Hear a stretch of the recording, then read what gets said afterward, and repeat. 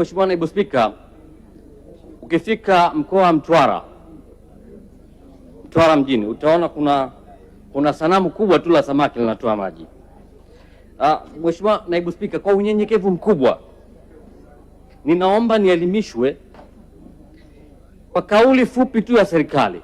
Ipi tija ya yule samaki kutoa maji ili hali miradi mingi ya jimbo la Mtwara vijijini imesimama kwa kuto kupatiwa fedha? Asante sana.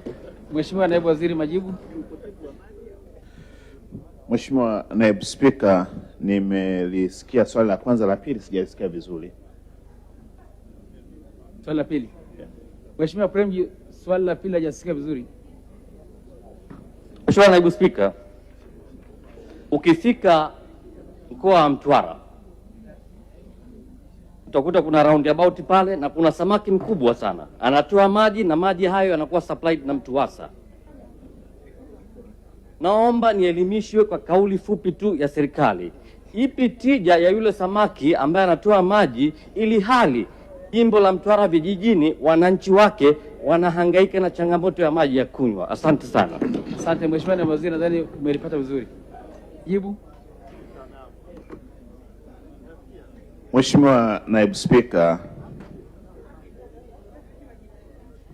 nianze kwa kumshukuru sana Mheshimiwa mbunge Alif Suleimani Premji, mbunge wa Mtwara vijijini, kwa kuongea kwa lugha ya alama na kwa kuonyesha kwamba sanamu ile inatakiwa kutafsiriwa katika uhalisia wake kwamba samaki haachani na maji. Na kwa muktadha huo, kwanza nataka nimhakikishie Mheshimiwa mbunge kwamba sanamu ile inatafsiri mipango ya serikali, na katika mipango hiyo ya serikali ni katika uwekezaji wa miradi mikubwa ya maji. Mradi mmojawapo ni mradi wa Makonde ambapo uko katika programu ya miji 28. Mradi huo una zaidi ya gharama ya shilingi bilioni 85. Ni uwekezaji mkubwa sana wa serikali ya awamu ya 6 chini ya uongozi wa Daktari Samia Suluhu Hassan.